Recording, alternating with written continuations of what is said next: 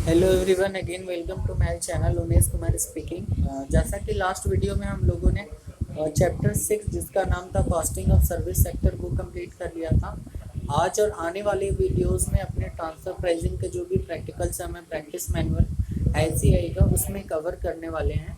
तो ये जो ट्रांसफ़र प्राइसिंग है ये स्टार्ट करने से पहले मैं थोड़ा सा हिंट देना चाहता हूँ इस चैप्टर से रिलेटेड। और हिंट ये है कि इसमें अगर मेरी एक कंपनी है उसके अंदर 4 डिपार्टमेंट है, ये बी सी एंड डी।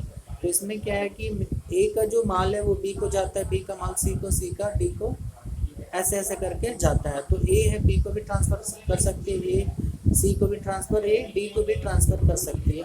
तो इसमें जो क्वेश्चन का रिक्वायरमेंट होता है किसी किसी क्वेश्चन में कि ए का ट्रांसफ़र प्राइसिंग कितना होगा, ए जो ट्रांसफ़र करेगी बी को या सी को या डी को ऐसे, तो वो कितना ट्रांसफ़र प्राइसिंग पे कितना प्राइस पे ट्रांसफ़र करेंगे। तो मेनली यही इसमें पता लगाने का होता है, ठीक है। और बाकी जो भी क्वेश्चन है डिफरेंट वैरायटीज़ ऑफ सम्स हैं वो अपने करेंगे तो वो समझ में आ जाएगा उसी टाइम पे। तो आज का जो टॉपिक है transfer price share contribution market price method वाला जो है वो अपने क्वेश्चन नंबर 1 करेंगे तो वो कंप्लीट हो जाएगा, ठीक है, इस ये टॉपिक से रिलेटेड। तो आइए क्वेश्चन नंबर 1 बिना टाइम वेस्ट किए स्टार्ट करते हैं। एक company is engage in a manufacture of edible oil. It has 3 divisions as under harvesting oil seeds, transportation thereof to the oil mill, और दूसरा है oil mill which process oil seeds and manufacture edible oil, और तीसरा है marketing division which packs the edible oil in 2 kg containers for sale of rupees 150 each container। तो जैसा कि यहाँ पे 3 सेगमेंट है, 3 डिपार्टमेंट है। पहला कि हार्वेस्टिंग मतलब जो खेत से हार्वेस्ट करता है सीड्स को, ठीक है, और उसको मिल में ट्रांसफ़र करता है पहला। और दूसरा है कि मिल में जब ट्रांसफ़र होता है तो वो मिल जब रिसीव करती है वो सीड्स को तो उससे प्रोसेस करके ऑयल बनाती है। और तीसरा जो है डिपार्टमेंट वो मार्केटिंग डिवीज़न है कि जो मिल में ऑयल रेडी होता है उसको 2 केजी का कंटेनर पैक करके 150 करके बाज़ार में बिकता है, ठीक है। तो यहाँ पे आप देख सकते हैं कि हार्वेस्टिंग का जो कॉस्ट है, ऑयल मिल का जो प्रोसेसिंग का कॉस्ट है और मार्केटिंग का जो कॉस्ट है, ये 3 तरह का कॉस्ट है। और मेरा जो रिवेन्यू आने वाला है जब वो फाइनल मेरा जो प्रोडक्ट है वो 2 केजी का कंटेनर में जो सेल होगा उसके अगेंस्ट में माइनस करेंगे तो मेरा प्रॉफिट आ जाएगा, ठीक है। The oil mill has yield of 1 KG 1000 KGs of oil from 2 kgs of seed during the period. The marketing division has yielded 500 cans of edible oil of 2 kg each from every 1000 kg of oil. The net weight per can is 2 kg of oil। तो इसमें ये para में यही बोलना चाह रहा है कि जो हार्वेस्टिंग 2000 केजी सीड्स का हार्वेस्टिंग हुआ था, ठीक है, और उसको मिल में भेज दिया गया था। जब मिल में रिसीव हुआ तो वहाँ से 1000 केजी का ऑयल प्रोडक्शन हुआ, एडिबल ऑयल प्रोडक्शन हुआ। और जो 1000 केजी एडिबल ऑयल प्रोडक्शन हो गया तो उसको मार्केटिंग के लिए 2 केजी का एक कंटेनर बना करके 150 में बेचा गया। सिंपल सा था ये, ठीक है। इसके नीचे देखते हैं the cost data for each division for the period as under. तो तीनों ही डिवीजन जो हार्वेस्टिंग वाला था, ऑयल मिल डिवीजन था, मार्केटिंग, तो तीनों का जो कॉस्ट डेटा है वो दिया हुआ था। तो सबसे पहले हार्वेस्टिंग का देखते हैं। Variable cost per KG of oil seed 2.5 है, वैसे fix cost per KG of oil seed 5 है। तो यहाँ पे वेरिएबल और fix cost per KG oil का सीड्स का दिया हुआ है। इसके नीचे ऑयल का भी वेरिएबल कॉस्ट पर केजी और फिक्स कॉस्ट पर केजी दिया हुआ है 10 रुपीज़ एंड 7 रुपीज़ पर केजी, ठीक है। इसके नीचे हम लोग देखते हैं मार्केटिंग डिवीजन का जो वेरिएबल कॉस्ट है per can of 2 kg of oil is 3.75 and fixed cost per can of 2 kg of oil is 8.75, ठीक है।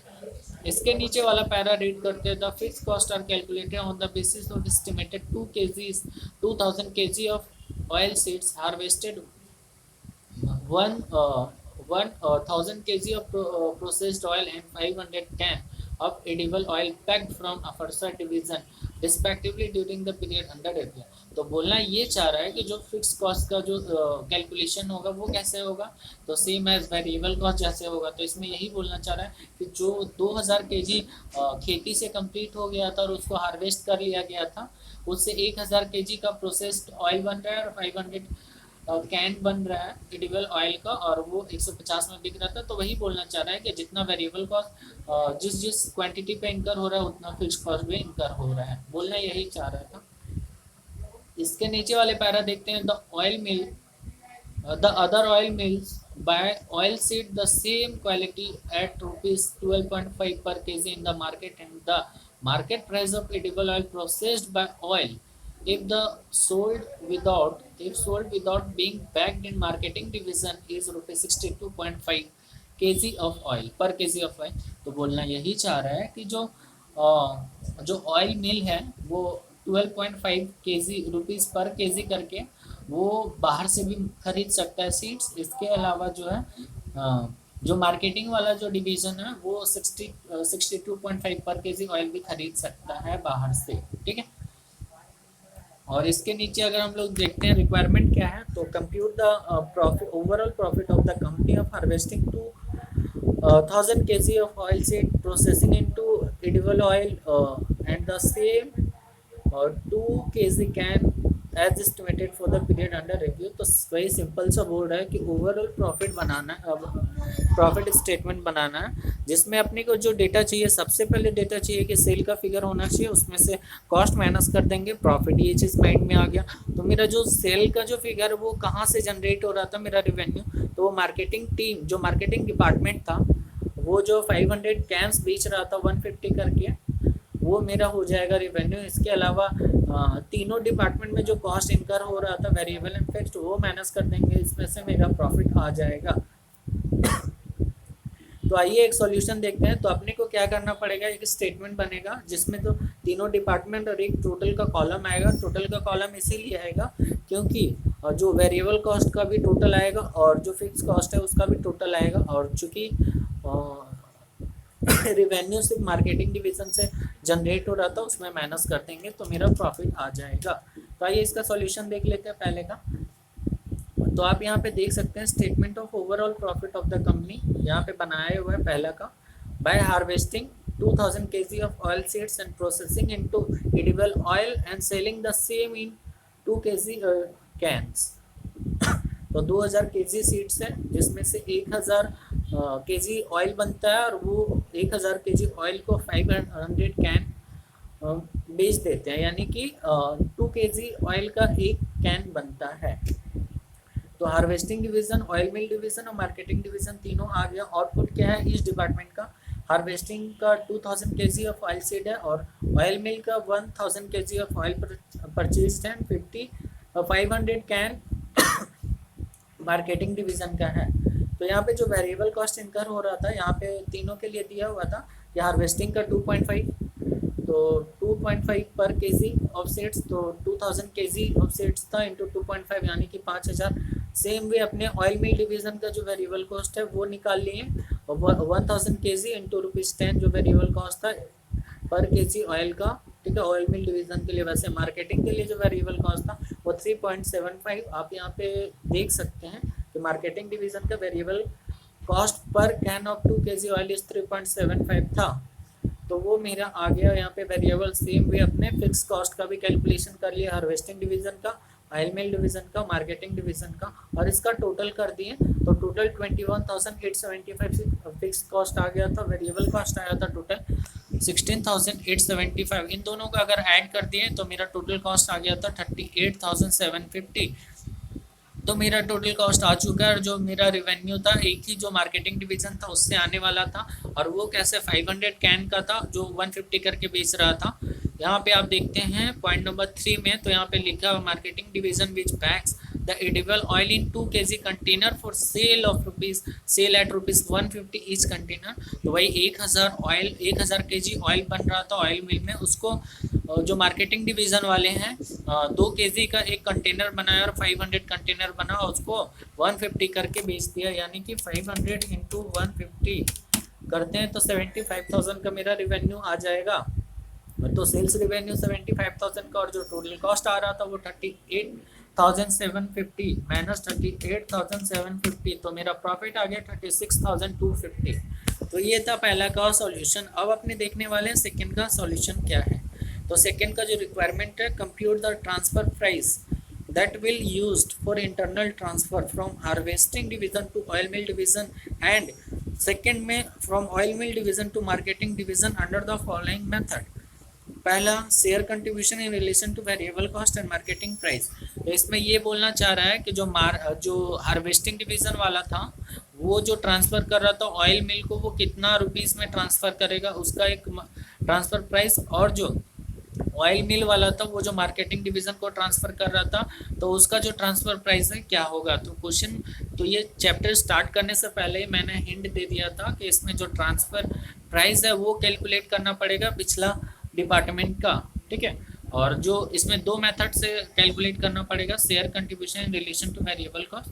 तो सबसे पहले अपने को यहाँ पे जितना भी ये कंट्रीब्यूशन अपने निकाल लेंगे, तो मेरा जो टोटल तो अपने कंट्रीब्यूशन यहाँ पे कैसे निकालेंगे, फिक्स कॉस्ट नो, हाँ यहाँ पे contribution sales minus variable cost कर देंगे तो मेरा टोटल कंट्रीब्यूशन तीनों डिपार्टमेंट का आ जाएगा, और वो जो कंट्रीब्यूशन आएगा तीनों डिपार्टमेंट का उसको अकॉर्डिंग टू वेरिएबल कॉस्ट अपने और तीनों में बांट देंगे तो मेरा तीनों का कंट्रीब्यूशन आएगा। तो आपको पता ही है कि जो ट्रांसफ़र प्राइस सेट होता है कोई भी डिवीज़न का, तो उसमें क्या दो चीज़ चाहिए होता है, एक तो वेरिएबल कॉस्ट चाहिए होता है, दूसरा कंट्रीब्यूशन। ये दोनों ऐड करते हैं मेरा ट्रांसफ़र प्राइस कैलकुलेट हो जाता है। और दूसरा था कि मार्केट प्राइस के अकॉर्डिंग अपने ट्रांसफ़र प्राइस सेट करने वाले। तो आइए इसका सॉल्यूशन देख के ही समझते हैं। तो यहाँ पे आप देख सकते हैं वर्किंग में टोटल कंट्रीब्यूशन अपने निकाल लिए हैं। टोटल जो रेवेन्यू था 75,000 माइनस कर दिया, टोटल वेरिएबल कॉस्ट 38,750, तो आ गया मेरा 51,125, ये टोटल कंट्रीब्यूशन आ गया।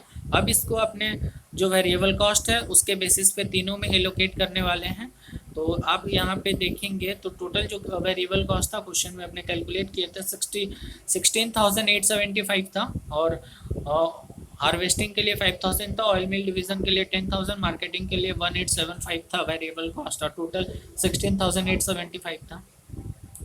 तो इस रेशियो में अपने बांट दिए, अपने जो 5,000 था वो हार्वेस्टिंग का था, तो 5,000 divide by total variable cost 16,875 into जो टोटल कंट्रीब्यूशन था 58,125, तो वो अपने कैलकुलेट कर लिए। तो हार्वेस्टिंग का जो कंट्रीब्यूशन का शेयर है वो 17,222 आ गया। वैसे ही ऑयल मिल का आ गया 10,000 का वेरिएबल कॉस्ट था, उस पर कितना कंट्रीब्यूशन बनता है, तो 34,445। उसके अलावा जो मार्केटिंग डिवीज़न था वो बैलेंसिंग आ गया 6,458, ठीक है। तो अब अपने को ट्रांसफ़र प्राइस कैलकुलेट करना है। तो मैंने बोला था कि ट्रांसफ़र प्राइस जब भी कैलकुलेट करेंगे तो अपना जो वेरिएबल कॉस्ट है वो तो लेंगे ही लेंगे, प्लस जितना कंट्रीब्यूशन कमा रहे वो भी चाहिए मेरे को, तो वो मेरा ट्रांसफ़र प्राइस बन जाता है। तो यहाँ पे जो share contribution in relation to variable cost है वो क्या आ जाएगा, तो वो आ जाएगा transfer price from harvesting division to oil mill division. तो हार्वेस्टिंग डिवीज़न वाला कितना ट्रांसफ़र प्राइस चार्ज करेगा ऑयल मिल डिवीज़न से, तो जितना हार्वेस्टिंग डिवीज़न का जो वेरिएबल कॉस्ट लगा है खुद का प्लस वो कंट्रीब्यूशन जितना कमा रहा है वो दोनों ऐड कर देंगे तो उतना ट्रांसफ़र प्राइस जो कि चार्ज करेगा ऑयल मिल डिवीज़न से, ठीक है। तो जो हार्वेस्टिंग डिवीज़न चार्ज करेगा वो 5,000 खुद का जो कॉस्ट लगा था वेरिएबल कॉस्ट, यहाँ पे आप देख सकते हैं अपने कैलकुलेट किए थे, वो कैसे किए थे वो तो पता ही है। 5,000 प्लस इसका जो खुद का वेरिएबल कंट्रीब्यूशन आया था शेयर कंट्रीब्यूशन 17,222 वो दोनों ऐड कर दिए तो मेरा यहाँ पे आ गया कि ट्रांसफ़र प्राइस 22,222 ये चार्ज करेगा harvesting division oil mill division से। अब यहाँ देखना है ऑयल मिल डिवीज़न कितना चार्ज करेगा मार्केटिंग डिवीज़न से, तो यहाँ पे खुद का जो वेरिएबल कॉस्ट है वो तो चार्ज करेगा, इसके अलावा जो पेमेंट किया था पिछला डिपार्टमेंट को मतलब हार्वेस्टिंग डिपार्टमेंट को 22,222 वो तो करेगा, इसके अलावा जो खुद का कंट्रीब्यूशन है वो भी उसको चाहिए, तो मार्केटिंग डिवीजन से इतना पैसा चार्ज करेगा। तो पहले जो पिछला डिवीज़न को पेमेंट किया यानी कि 22,222, इसके अलावा जो वेरिएबल कॉस्ट था 10,000 का जो क्वेश्चन में दिया हुआ था वो और जो था शेयर कंट्रीब्यूशन अभी हम लोग निकाले थे यहाँ पे ऑयल मिल डिवीज़न का 34,445, ये तीनों फिगर ऐड कर देंगे तो मेरा जो है कि ट्रांसफ़र प्राइस आ जाएगा जो ऑयल मिल डिवीज़न चार्ज करेगा मार्केटिंग डिवीज़न से यानी कि 66,667 रुपीज़। अब क्या है कि मार्केट प्राइस के अकॉर्डिंग अपने को ट्रांसफ़र प्राइस कैलकुलेट करना है। तो यहाँ पे जब अपने क्वेश्चन रीड किए थे तो यहाँ पे हाँ ये वाला जो पैरा है लास्ट वाला पैरा है कि other oil mill by the oil seed same quality eight rupees 12.5 in the market ठीक है। तो जो ऑयल मिल था वो कहीं और से भी खरीदता तो सीड्स था पर केजी 12.5 रुपीज़ करके खरीद सकता था। तो इतना तो कम से कम चाहिए ही होगा, तो यही ट्रांसफ़र प्राइस हो जाएगा। तो 12.5 इंटू 2000 केजी, तो ये ट्रांसफ़र प्राइस हो जाएगा जो कि सीड्स हार्वेस्टिंग वाला चार्ज करेगा ऑयल मिल डिवीज़न से। तो यहाँ पे आप देख सकते हैं कि जो मार्केटिंग वाला जो था उसके बेसिस पे जो ट्रांसफर प्राइस जो हार्वेस्टिंग डिवीजन चार्ज करेगा ऑयल मिल डिवीजन से, कि market price 2000 kg of oil seed transfer to oil mill division at the rate of ₹12.5 per KG, यानी कि 25,000 चार्ज करेगा। इसके अलावा जो है कि oil mill division marketing division से कितना चार्ज करेगा, तो जितना में oil mill division marketing division जितना में वो बाहर से खरीद सकता था। तो यहाँ पे लिखा हुआ था कि जो मार्केटिंग डिवीज़न है, सॉरी एक सेकेंड वो आगे पीछे हो गया।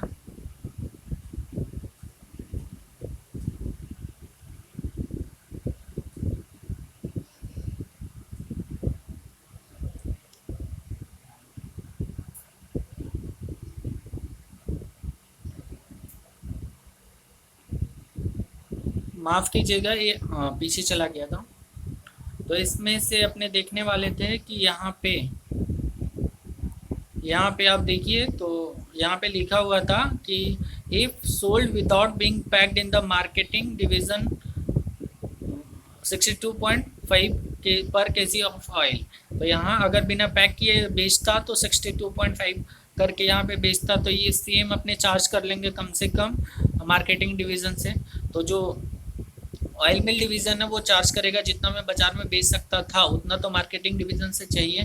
तो उतना कितना में बेच सकता था, ये अपना बेच सकता था ये 62.5 पर केजी। यहाँ पे लिखा हुआ था, क्वेश्चन में दिया हुआ था, ये 1000 केजी ऑयल बना रहा था, उसको बाजार में बेच सकता था 62.5 करके। तो उतना तो मार्केटिंग डिवीज़न से लेगा, तो यानी कि 62.5 केजी ऑयल मिल डिवीज़न जो ट्रांसफ़र प्राइस चार्ज करेगा, जिस पे ट्रांसफ़र करेगा मार्केटिंग डिवीज़न को, वो 62.500 है, 62,500। ठीक है। उसके बाद अपने जो थर्ड का रिक्वायरमेंट है, which transfer price method will be divisional manager prefer to use. तो वही है कि ऊपर जो अपने मेथड कैलकुलेट किए थे कि शेयर कंट्रीब्यूशन वाला मार्केट प्राइस वाला जो ट्रांसफ़र प्राइस दोनों कैलकुलेट किए थे, तो कौन सा मेथड यूज़ करेगा, तो अपने दोनों का जो प्रॉफिट है वो निकाल लेते हैं। उसके बाद कंपेयर कर सकते हैं कि हाँ कौन सा मेथड यूज़ करना चाहिए, जिसमें ज़्यादा प्रॉफिट होगा वो अपने मेथड यूज़ करने वाले हैं। तो ये इसका सॉल्यूशन देख लेते हैं। The statement showing profitability under different transfer price method. तो पहला तो आप देख सकते हैं कि ट्रांसफर प्राइस ट्रांसफर किसको कर रहे थे, तो हार्वेस्टिंग वाला जो सीड्स है, हार्वेस्टिंग डिवीजन जो सीड्स है वो ऑयल मिल को डिवीजन को ट्रांसफर कर रहा था, तो वो पहला में आ गया। और फ्रॉम ऑयल मिल, जो ऑयल मिल है जो तेल रेडी हो जा रहा था वो मार्केटिंग डिवीजन को भेज रहा था। ठीक है। मार्केटिंग डिवीजन सीधा डायरेक्ट सेल कर रहा था बाजार में। ठीक है। तो यहाँ पे आप ट्रांसफर प्राइस देखते हैं, तो यहाँ पे शेयर कंट्रीब्यूशन मेथड में देखते हैं, तो from harvesting to oil mill division का जो ट्रांसफर प्राइस था, जिस प्राइस पे ट्रांसफर कर रहा था ऑयल मिल को, वो 22,222 था, जो अपने ऊपर कैलकुलेट किए थे। इसके अलावा जो ऑयल मिल डिवीज़न जो मार्केटिंग डिपार्टमेंट को ट्रांसफ़र कर रहा था वो 66,677 है, 66,667 है। यहाँ पे आप देख सकते हैं ये जो अपना शेयर कंट्रीब्यूशन वाले में जो ट्रांसफ़र प्राइसिंग है, हाँ यहाँ पे 22,222 जो अभी हम लोगों ने देखा, और 66,677। ठीक है। तो ये जो हार्वेस्टिंग ऑयल मिल से चार्ज कर रहा है, ये तो इसका ट्रांसफ़र प्राइस हो जाएगा फिर।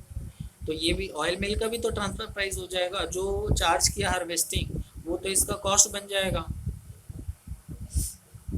तो वो ट्रांसफ़र प्राइस हो जाएगा, वो ट्रांसफ़र प्राइस इतना हो जाएगा जो कि चार्ज हुआ था, हार्वेस्टिंग डिवीज़न किया था। उसके अलावा जो वेरिएबल कॉस्ट है वो क्वेश्चन में तो तीनों का दिया हुआ था, आइडेंटिफाइबल था, और जो फिक्स कॉस्ट है वो भी आइडेंटिफाइबल था। तो ये जो मेरा जो ऊपर का है ट्रांसफ़र प्राइस, वो एक तरह से रिवेन्यू हो गया। ठीक है। हार्वेस्टिंग डिवीज़न के लिए, ऑयल मिल डिवीज़न के लिए और मार्केटिंग डिवीज़न के लिए इन केस ऑफ ट्रांसफ़र। ठीक है। एक दूसरे को ट्रांसफ़र करता है, तो जो रिवेन्यू था उसमें से ये कॉस्ट अपने जैसे 22,222 में अपने वेरिएबल कॉस्ट माइनस कर दिए 5,000 और फिक्स कॉस्ट 10,000, तो मेरा 7,222 आ गया प्रॉफिट। वैसे ही ऑयल मिल का जो प्रॉफिट आ गया 26,945। वैसे ही जो मार्केटिंग डिपार्टमेंट का जो प्रॉफिट आया है, डिवीज़न का जो प्रॉफिट आया 2083 आया है। इसके अलावा मार्केट प्राइस मेथड में अगर जाते हैं तो उसमें ट्रांसफ़र प्राइस हम लोग यहाँ पे कैलकुलेट किए थे कि जो हार्वेस्टिंग वाला है ऑयल मिल से चार्ज करेगा 25,000 और जो ऑयल मिल है मार्केटिंग डिवीज़न से चार्ज करेगा 62,500। तो वो मेरा ट्रांसफ़र प्राइस आ गया इन दोनों का। और 75,000 जो बाहर में सेल कर रहा था मार्केटिंग डिवीज़न वो है। इसके अलावा जो ट्रांसफ़र प्राइस ऑयल मिल का तो 25,000 बन जाएगा, तो वो माइनस हो जाएगा, कॉस्ट का पार्ट हो जाएगा। इसके अलावा वेरिएबल कॉस्ट तीनों में कैलकुलेटेड था और फिक्स कॉस्ट भी सेम ही आ जाएगा, तो ये माइनस कर देंगे। तो यहाँ पे अपने को देखने को मिल रहा है कि जो अपने शेयर कंट्रीब्यूशन मेथड है इसमें जो है कि मार्केट प्राइस मेथड वाला जो ट्रांसफ़र प्राइस है वो बेटर है। ठीक है, तो मार्केटिंग जो मैनेजर को चाहिए डिसीजन, तो वहाँ इसको लेना चाहिए कि मार्केटिंग प्राइस मेथड वाला में प्रॉफिट 10,000 है जो कि ज़्यादा है 7,222 से, तो अपने को मार्केट प्राइस मेथड वाला अडॉप्ट करना चाहिए हार्वेस्टिंग डिवीज़न वाले को। वैसे ही यहाँ पे 26,945 ऑयल मिल डिवीज़न को अडॉप्ट करना चाहिए शेयर कंट्रीब्यूशन मेथड, क्योंकि प्रॉफिट उसमें ज़्यादा है। और जो अरे यार फिर आगे पीछे हो गया।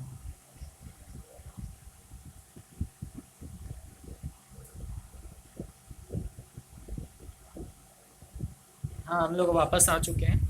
और यहाँ पे मार्केट प्राइस मेथड अपने जो मार्केटिंग डिवीज़न के लिए है वो ज़्यादा अच्छा है, क्योंकि प्रॉफिट वो ज़्यादा है, यानी कि जो प्रॉफिट है 6,250। तो मेरा ये डिसीजन रहा कि अपने जो हार्वेस्टिंग वाले के लिए अपने जाएंगे मार्केट प्राइस मेथड वाला ट्रांसफ़र प्राइस में, और इसमें ऑयल मिल के लिए अपने जाएंगे शेयर कंट्रीब्यूशन मेथड वाला ट्रांसफ़र प्राइस में, और मार्केटिंग डिवीज़न में जाएंगे अपने मार्केट डिवीज़न वाला ये मार्केट प्राइस मेथड में। ठीक है, वो अपने ट्रांसफ़र प्राइस वाला चूज़ कर लेंगे। अब उसके बाद अपने देखने वाले question number 2, transfer pricing based on opportunity cost.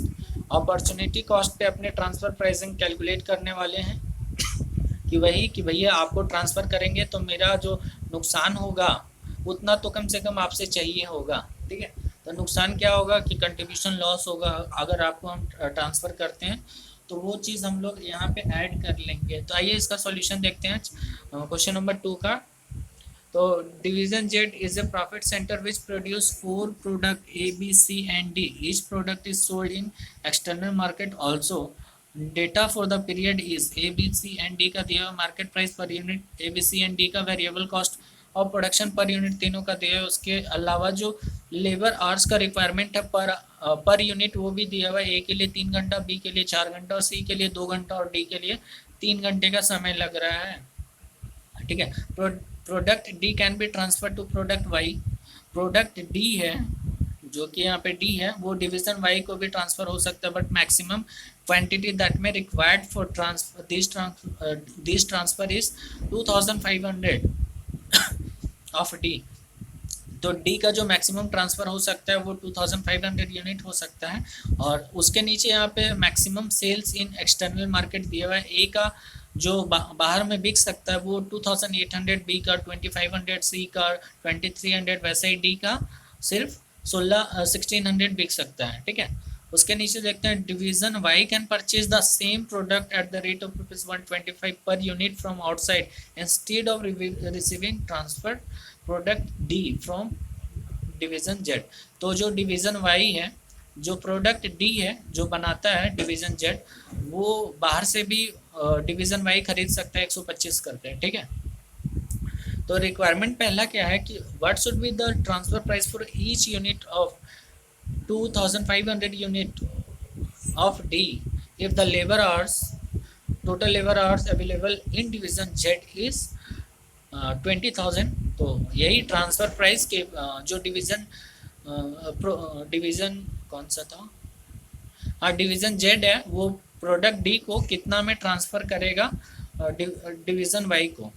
ठीक है, तो वो अपने को ट्रांसफ़र प्राइस निकालना था पर यूनिट कि एक यूनिट ऑफ डी कितना में ट्रांसफ़र करेगा डिवीज़न वाई को। ठीक है, तो वो अपने देखेंगे। तो यहाँ पे जो क्वेश्चन रीड किया उससे ये लगा क्योंकि जो अवेलेबल आवर्स है वो मेरा दिया हुआ है, ठीक है, क्वेश्चन में।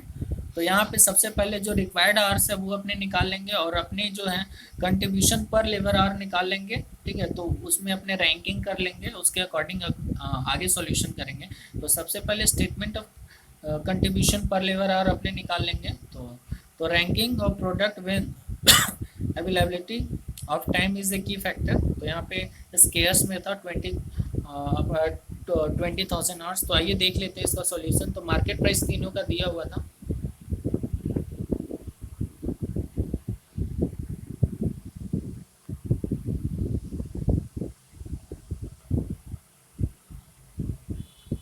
वापस से अपने आ गए हैं, ठीक है। तो तीनों का यहाँ पे अगर हम लोग देखें तो मार्केट फिर से वापस से आते हैं, माफ़ कीजिएगा यार, आगे पीछे हो गया फिर से।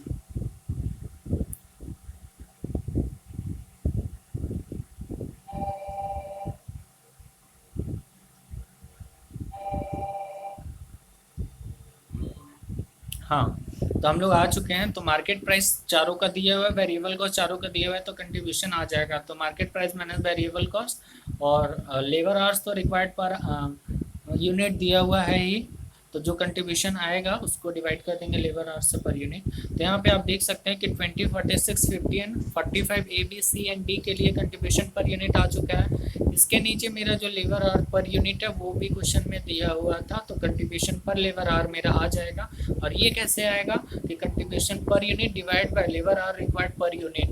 तो 20 डिवाइड बाई 3 करेंगे 6.67 आ गया कंट्रीब्यूशन ए का। वैसे ही 46 डिवाइड बाई 4 करेंगे तो 11.5 आ जाएगा पर आवर बी का। वैसे ही सी का और डी का भी आ जाएगा। तो इसमें अगर हम लोग देखते हैं कंट्रीब्यूशन पर लेबर आवर 25 जो कि सी में सबसे ज़्यादा है उसको रैंक 1 किया, उसके बाद जो सेकंड हाईएस्ट है वो 15 है उसको रैंक 2 किए, और जो थर्ड हाईएस्ट है 11.5 रैंक 3, और जो 4.67 है उसको रैंक 4 कर दिए। तो मैक्सिमम डिमांड कितना था बाजार में 2800, 2500, 2300 एंड 1600, जो कि क्वेश्चन यहाँ पे दिया हुआ था कि मैक्सिमम एक्सटर्नल सेल था 2800, 2500, 2300। तो ये मेरा था, ठीक है। तो जो है इतना यूनिट जो हम लोग बाजार में बेचते हैं उसको बनाने के लिए कितना समय लग रहा था। तो यहाँ पे 2800, अगर सबसे पहले ए का देखें तो 2800 यूनिट बाजार में बेचते हैं, तो उतना बनाने के लिए जो टाइम लगता पर यूनिट 3 आवर्स लग रहा था इंटू 3, तो यानी कि 8400 यानी कि 8400 ए में समय लगता लेबर आवर का। वैसे बी का 2500 इंटू 4 करेंगे 10,000 बी में। वैसे ही 2300 यूनिट सी का इंटू 2 आवर्स पर यूनिट यानी कि 4600। वैसे 4800 आ जाएगा डी का। अगर तीनों को ऐड करते हैं तो 8400 प्लस 10,000 प्लस 4600 प्लस 4800 27,800 का रिक्वायरमेंट हो जाता है इतने सारे यूनिट को बनाने के लिए। लेकिन जो मेरे पास अवेलेबल आवर्स है वो 20,000 ओनली है। 20,000 ही है। तो ये देखते हैं कि ये चूँकि ये स्केयर्स में है तो सबसे पहले अपने उस यूनिट को बनाएंगे जिसमें सबसे ज़्यादा कंट्रीब्यूशन है। तो सबसे पहले जो रैंकिंग के अकॉर्डिंग अपने जो आवर्स है उसको एलोकेट कर देंगे। तो 4600 आवर्स जो है सी को बनाने के लिए सबसे पहले दे देंगे, ठीक है। तो उसमें 4600 आवर्स यूज हो जाएगा और उससे मेरा 2300 यूनिट बन जाएगा। वैसे सेकेंड जो हाईएस्ट है 4800 आवर्स डी को बनाने के लिए दे देंगे और उसमें 4800 आवर्स लग जाएगा, 1600 यूनिट मेरा रेडी हो जाएगा। वैसे ही मेरा अगर 4800 प्लस 4600 करे तो मेरा 9400 आवर्स अभी तक यूज़ हो चुका है। उसके बाद अपने सी बनाने वाले हैं तो आराम से सी को उसके बाद जो है रैंक 3 के लिए यूज़ करने वाले हैं, यानी कि प्रोडक्ट बी के लिए। उसके लिए 10,000 घंटे का ज़रूरत है, यानी कि प्लस कर देते हैं 10,000। तो यहाँ भी दे सकते हैं, तो यहाँ पे दे दिए। तो प्रोडक्ट बी में मेरा 2500 यूनिट बन गया। अब जो रिमेनिंग आवर्स बचा है वो सिर्फ और सिर्फ 600 आवर्स बचा है। वो कैसे? क्योंकि ये तीनों जो product B C and D बनाने के लिए मेरा यूज हो चुका है। जो आवर्स है वो 19,400 का, और जबकि टोटल जो अवेलेबिलिटी था वो 20,000 ही था। माइनस 20,000 जो आवर्स बचा है वो 600 आवर्स बचा है। तो 600 आवर्स अपने यूज़ कर लेते हैं प्रोडक्ट ए को बनाने के लिए, ठीक है। तो ये मेरा यूज़ हो चुका है। तो अब अपने ट्रांसफ़र प्राइस कैलकुलेट कर लेते हैं। चूँकि time required for meeting demand of 2500 units of product D for division Y is 7500, क्योंकि जो प्रोडक्ट सी का 1 यूनिट बनाने के लिए 3 घंटे का समय लग रहा था और डिमांड जो डिवीज़न वाई का था वो 2500 यूनिट का था। तो 2500 यूनिट बनाने के लिए 2500 इंटू 3 आवर्स पर यूनिट यानी कि 7500 आवर्स लग रहा है। तो अपने जो 7500 आवर्स था वो अपने कैसे यूज़ करेंगे, तो जो सबसे लोवेस्ट कंट्रीब्यूशन था ना, यानी कि जो रैंक 4 था रैंक 3 था उसमें यूज़ करेंगे। तो जो 7500 आवर्स से पहले तो 600 जो आवर्स जो यूज़ हो रहा था रैंक 4 में उसको यूज़ कर लिए, और उसके बाद जो रिमेनिंग -600 यानी कि जो रिमेनिंग 6900 आवर्स है जो कि प्रोडक्ट डी को बनाने में ये लग रहा है वो अपने रैंक 3 से एडजस्ट करेंगे, यानी कि प्रोडक्ट सी उतना आवर्स उससे ले लेंगे, ठीक है, उतना आवर्स। तो यहाँ पे requirement of 7500 hours for providing 2500 unit यानी कि 2500 unit of product D for division Y can be met by sacrificing 600 hours of product A and 6900 hours of product B. तो यही चीज़ हमने बताया था अभी कि सबसे पहले जो सेक्रीफाइस करेगा रैंक 4 वाला करेगा, उसके बाद रैंक 3 वाला करेगा, ठीक है। तो अपना जो ट्रांसफ़र प्राइस है वो कितना आ जाएगा, variable cost plus opportunity cost. तो ये जो ऑर्डर है जो 2500 यूनिट का है प्रोडक्ट डी बनाने के लिए जो लग रहा है, ठीक है, तो 7500 आवर्स का जो रिक्वायरमेंट है वो कैसे, तो जो अपॉर्चुनिटी कॉस्ट तो ये बनाएंगे तो अपने तो 600 आवर्स का तो यूटिलाइज नहीं कर पा रहे थे, और प्रोडक्ट ए के लिए और बी के लिए जो है यूटिलाइज नहीं कर पा रहे थे 6900 आवर्स। तो इतना का तो प्रोडक्ट बनेगा नहीं, और जब बनेगा नहीं तो मार्केट में बिकेगा नहीं, जब बिकेगा नहीं मार्केट में तो उतना का मेरा कंट्रीब्यूशन लॉस हो जाएगा, यानी कि अपॉर्चुनिटी कॉस्ट अपने बोलते हैं इस टर्म में। तो यहाँ पे देख सकते हैं कि जो वेरिएबल कॉस्ट है प्रोडक्ट डी का वो पर यूनिट था 85 रुपीज़ और 6900 आवर्स था, और जो प्रोडक्ट बी का 6900 आवर्स प्रोडक्ट बी का ले रहे थे, और एक आर का जो कंट्रीब्यूशन था प्रोडक्ट बी का यहाँ पे 11.5 था, आप यहाँ पे देखें तो 11.5 था।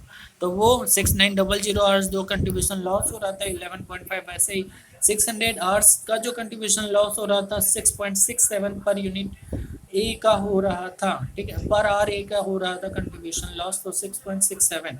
तो इन दोनों को कैलकुलेशन कर दिए, तो यहाँ पे आ गया मेरा टोटल, इसको डिवाइड कर दिया 2500 यूनिट से, तो मेरा 33.34 आ रहा है जो कि कंट्रीब्यूशन लॉस हो जा रहा है प्रोडक्ट ए से और प्रोडक्ट बी से, जो कि रैंक 4 है रैंक 3 था, ठीक है। तो वो मेरा कंट्रीब्यूशन लॉस हो गया, यानी कि अपॉर्चुनिटी कॉस्ट हो गया, तो 85 प्लस 33.34 यानी कि 118.34 का मेरा ट्रांसफ़र प्राइस होगा, यानी कि जो है डिवीज़न जेड जो है प्रोडक्ट डी को सेल करेगा, वाई को कितने पे सेल करेगा 118.34 आराम से कर सकता है। हालांकि वाई परचेज कर रहा था 125 में, तो ये तो अच्छा है ना कि वाई तो इसी से करना चाहिए क्योंकि कॉस्ट इसका वाई का कम पड़ रहा है प्रोडक्ट। तो वही ट्रांसफर प्राइस कैलकुलेट करना था, तो वो हो चुका है। अब अपने कुछ प्रॉब्लम 3 में आने वाले हैं। Marine limited has two division A and division B.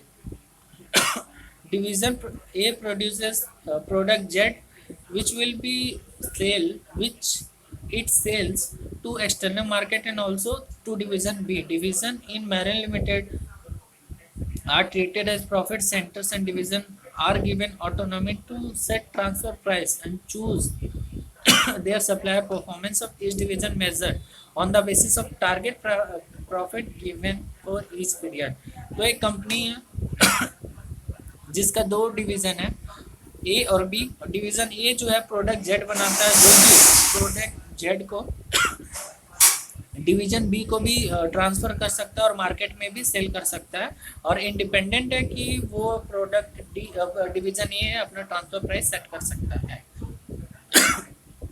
ठीक है। ये पैरा का वही मतलब था। और पैरा 2 देखते हैं। Division A can produce 1 lakh unit of product Z at full capacity. Division for Z product Z in the external market is 70,000 units only at selling price of rupees 2500 per unit. To produce product Z, division A incurs 1600 variable cost per unit and fixed cost 400 lakhs यानी कि 4 crore. Division A has employed 12 crore as a working capital. Working capital is financed by cash credit facility provided by the lender bank at the rate of 11.5% per annum. ठीक है. इसके अलावा जो division A has been given target profit 2.5 crore for a year. तो इसमें ये बोलना चाह रहा है कि डिवीजन ए है मैक्सिमम जो प्रोड्यूस कर सकती है वो 1 lakh unit of product Z कर सकती है और 1 लाख में से 70,000 वो मार्केट में बेच सकती है आराम से. ठीक है. और वो 2500 में बेच सकती है. इसके अलावा जो बोला हुआ है कि डिवीजन जेड का जो एक यूनिट डिवीजन प्रोडक्ट जेड का जो एक यूनिट बनाने में खर्चा होता है डिवीजन ए में वो 1600 वेरिएबल कॉस्ट पर यूनिट इनकर होता है. इसके अलावा जो फिक्स कॉस्ट है 4 करोड़ का खर्चा होता है. डिवीजन ए का जो कैपिटल वर्किंग कैपिटल का जो एम्प्लॉयमेंट है वो है कि 12 करोड़ और इस पे जो है कम से कम जो लेंडर लेगा इंटरेस्ट वो क्रेडिट फैसिलिटी के लिए वो लेगा 11.5% और डिवीजन ए का जो टारगेट प्रॉफिट है वो भी है 2.5 करोड़ का 1 साल में. तो ये था सेकेंड पैरा. इसके अलावा अपने देखते हैं division B has form 2 supplier R and S who are agreed to supply product Z. ठीक है. तो डिवीजन बी जो है प्रोडक्ट जेड को वो बाहर से भी ले सकता है जो सप्लायर है R limited and S limited उससे भी. ठीक है. Division B has requested a quotation of 40,000 unit of product Z from division A. तो डिवीजन बी को कम से कम जो है कोटेशन में चाहिए 4,000 यूनिट प्रोडक्ट जेड का. तो वो चूंकि 1 लाख बना रहा था. ठीक है. डिवीजन ए जो है जेड का जो प्रोडक्ट यूनिट था वो 1 लाख बना रहा था और डिवीजन और 70,000 तो आसानी से बाजार में बेच रहा था बाजार में 2500 के हिसाब से. तो उसके पास जो स्पेयर कैपेसिटी था वो 30,000 यूनिट का था. लेकिन डिवीजन बी को तो चाहिए कम से कम 40,000 यूनिट्स ए से. तो ए का जो स्पेयर कैपेसिटी था वो सिर्फ 30,000 था.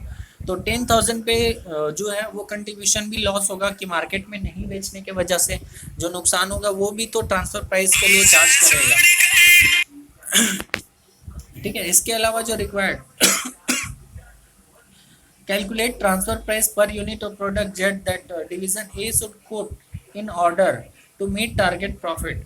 तो सबसे यहाँ पे बोला है कि ट्रांसफर प्राइस बताना है प्रोडक्ट जेड का कि ए कितना चार्ज कोट करना चाहिए प्रोडक्ट जेड के लिए बी से कि उसका जो प्रॉफिट है वो भी मेट हो 2.5 करोड़ का. तो आइए इसका सॉल्यूशन देख लेते हैं कि कम से कम जो होगा अपना जो transfer price per unit of product Z जो पॉइंट नंबर 1 का सॉल्यूशन है that division A should quote to meet the order of target profit. The quotation of 40,000 unit of product Z should be met the division A's target profit and interest on capital. तो जो target profit है और जो अपना working capital लगा के रखा है उस पर तो सब कम से कम जो इंटरेस्ट है वो दोनों तो चाहिए.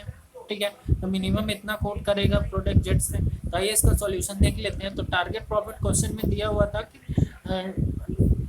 2.5 करोड़ का प्रॉफिट उसको चाहिए 1 साल में. इसके अलावा जो 12 करोड़ का वर्किंग कैपिटल का जो एम्प्लॉयड करके रखा था उस पर 11.5% जो इंटरेस्ट वाला फिगर था 1.38 करोड़ वो भी चाहिए.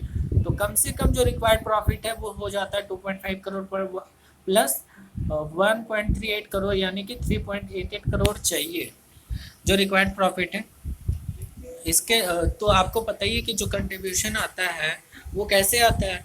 वो मेरा जितना प्रॉफिट है प्लस फिक्स कॉस्ट ये दोनों को ऐड करते मेरा कंट्रीब्यूशन आ जाता है.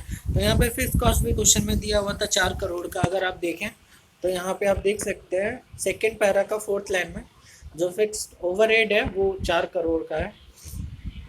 तो प्रॉफिट में जो है फिक्स्ड ओवरहेड ऐड कर देते हैं तो मेरा कंट्रीब्यूशन आ जाता है टोटल 7.88 करोड़। ठीक है, तो एक्सटर्नल सेल के वजह से मेरा कंट्रीब्यूशन कितना आ रहा था, तो अब जो चूँकि सेल तो अपने 70,000 कर पा रहे थे, लेकिन क्या है कि एक ऑफर आया है जो डिवीज़न बी से कि 40,000 यूनिट तो उसको देना है। तो अब जो बाहर में बेच पाएंगे तो वो तो 60,000 ही बेच पाएंगे ना, क्योंकि टोटल 1 लाख यूनिट में 40,000 अपने बी को दे दिए तो 60,000 यूनिट ही तो बाहर में बेच पाएंगे, एक्सटर्नल सेल हो जाएगा। तो जो बाहर में बेच पाएंगे उसका जो कंट्रीब्यूशन है वो कितना हो जाएगा, क्योंकि 2500 यानी कि 2500 मेरा सेलिंग प्राइस था, जिसमें वेरिएबल कॉस्ट मेरा 1600 था। कंट्रीब्यूशन एक यूनिट पे अपने कमा रहे थे बाजार में बेचने से 900 का, टोटल बाजार में यूनिट्स बेच रहे थे इंटू 60,000 यानी कि 5.4 करोड़। यानी कि यहाँ पे आप देख सकते हैं कि 5.4 करोड़ यहाँ पे एक्सटर्नल सेल है। तो जो इंटरनल सेल के वजह से यानी कि जो प्रोडक्ट बी को ट्रांसफ़र करने के वजह से जितना भी कंट्रीब्यूशन चाहिए वो कितना हो जाएगा, टोटल कंट्रीब्यूशन जो था टारगेट वाला है 7.88 माइनस 5.4 यानी कि 2.48 करोड़ का जो मेरा कंट्रीब्यूशन है प्रोडक्ट बी को ट्रांसफ़र करेंगे तो चाहिए। ठीक है, तो यहाँ पे contribution per unit product Z का अगर निकालते हैं तो कितना आ जाएगा इंटरनल ट्रांसफ़र के लिए, तो 2.48 जो अपने इंटरनल ट्रांसफ़र कर रहे थे 40,000 यूनिट, तो उस पर अपने उस पर कंट्रीब्यूशन अपने को अर्न करना था 2.48 करोड़ का डिवाइड बाय 40,000 यूनिट यानी कि 620 अपने को कंट्रीब्यूशन चाहिए यदि प्रोडक्ट जेड को हम बी को ट्रांसफ़र करते हैं उस केस में। तो मेरा टारगेट प्राइस क्या हो जाएगा कि opportunity cost plus variable cost, यानी कि कंट्रीब्यूशन जो लॉस्ट होगा ट्रांसफ़र करने के वजह से आपको, तो वो तो चाहिए, यानी कि 620 तो चाहिए, 620 तो चाहिए। ठीक है, चूँकि मार्केट में अब तो बेच नहीं पा रहे हैं ना, तो उसके वजह से मेरा जो कंट्रीब्यूशन है वो तो चाहिए होगा मेरा 620 प्लस जो वेरिएबल कॉस्ट है 1600 का, यानी कि 1600 का प्लस 620, तो 1600 प्लस 620 करेंगे तो मेरा 2220 मेरा जो आ जाएगा transfer price of product Z to division B, ये मेरा आ जाएगा। अब अपने सेकेंड रिक्वायरमेंट देखते हैं, calculate two prices division A would have to quote to division B if become Marine Limited policy to quote transfer price based on opportunity cost। तो वही बोलना चाह रहा है कि 30,000 जो यूनिट था उसमें तो क्या था कि अपने तो वैसे भी बाजार में सेल नहीं कर पा रहे थे, क्योंकि 1 लाख यूनिट में अपने 70,000 ही बाजार में सेल कर पा रहे थे। तो फॉर 30,000 यूनिट मेरा जो ट्रांसफ़र प्राइस होगा only and only variable cost हो जाएगा, क्योंकि बाजार में बिक नहीं पा रहा था, उसका कोई अपॉर्चुनिटी कॉस्ट नहीं होगा। इसके अलावा जो 10,000 है उस पर जो मेरा कंट्रीब्यूशन लॉस होगा मार्केट का वो भी चाहिए, प्लस वेरिएबल कॉस्ट वो भी चाहिए, तब मेरा जाकर के वो ट्रांसफ़र प्राइस हो जाएगा। तो यही लिखा होगा। तो आप यहाँ पे देखते हैं कि two transfer price based on opportunity cost, तो यहाँ पे आप देख सकते हैं कि 30,000 जो कि स्पेयर कैपेसिटी था तो वो अपने वेरिएबल कॉस्ट पे ट्रांसफ़र कर सकते हैं, क्योंकि बाज़ार में बिक नहीं रहा तो कंट्रीब्यूशन आ नहीं रहा था।